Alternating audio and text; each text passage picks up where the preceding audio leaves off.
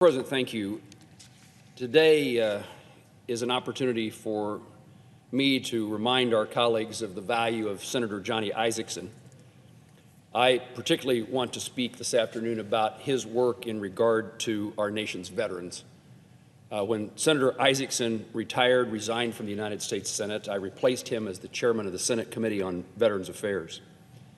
But I served the entire time he was the chairman. In fact, I've served the entire time I've been in the Senate, the entire time I've been in the House. And Senator Isakson and Congressman Isakson and I served together in both bodies.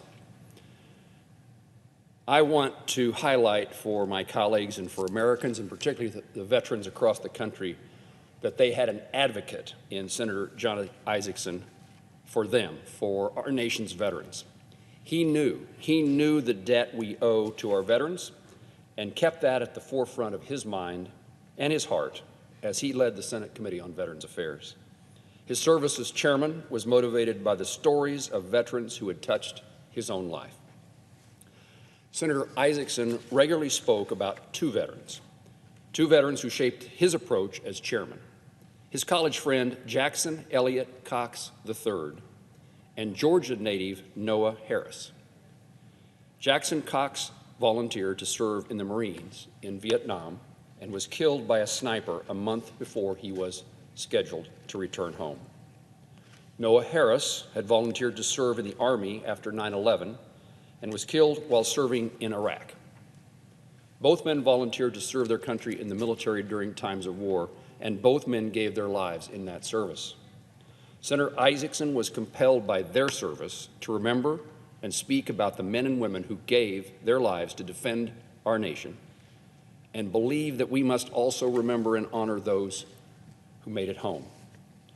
Senator Isakson was involved in a number of legislative successes that improved how our nation serves its veterans after they leave the military. And I want to highlight 4 of those pieces of legislation.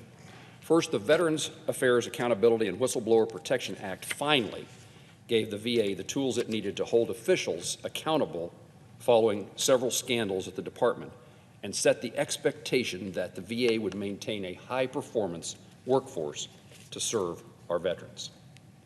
Second, the Veterans Appeals Improvement and Modernization Act of 2017 modernized the archaic benefits claim process at the VA and allowed VA to reduce its appeal backlog from nearly 500,000 appeals down to around 100,000. Veterans now have choices as to how they appeal benefit decisions and can receive timely decisions rather than waiting and waiting and waiting. Third, the Harry W. Comrie Veterans Education Assistance Act of 2017, which is known as the Forever GI Bill, revolutionized veterans' education benefits by eliminating the 15-year window after service during which a veteran could use those benefits. It also invested in STEM education, IT and technology certification programs, and benefits for surviving families of veterans. And finally, the VA Mission Act is legislation I'm proud to have championed alongside Senator Isakson. He knew that temporary programs put in place to address the Phoenix wait time scandal needed to be consolidated with existing options for care outside the VA. And I was honored to help him and the rest of Congress see the Mission Act signed into law to give veterans clear choices on getting the care that best serves their needs. Senator Isakson also felt a strong connection to veterans of the greatest generation who saved the world in World War II. On a visit in Europe, Senator Isakson came across a grave, the grave of Roy C. Irwin, who was killed in the Battle of the Bulge on the very same day that Senator Isakson was born in Georgia. He spoke regularly about the perspective that visit gave him and how he thought about what Roy Irwin and so many others who served had done for him and for all of us.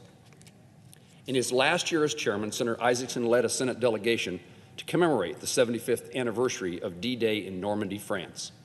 Despite the challenges his health may have posed for such a trip, he knew the importance of showing our World War II veterans, and in fact the entire world, that we remember their sacrifices, and that as a nation we honor the service of that generation and the example they set for generations to come.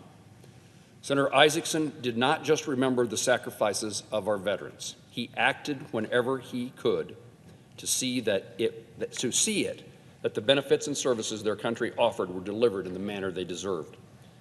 Before Army Lieutenant Noah Harris was killed in 2005, he and Senator Isakson exchanged letters, and Senator Isakson noted how Noah would always sign his letters IDWIC, which stood for I do what I can. Similarly, Senator Isakson sought to get to yes on solutions.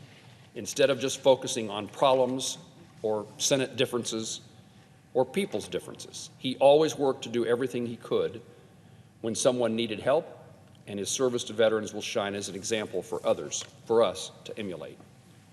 We will remember Senator Isakson and the impact he had on our nation's veterans, and that will be remembered for generations.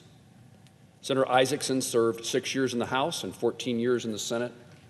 He died December the 19th at age 76. Over 2 decades of service, and certainly over 2 decades of service to America's veterans.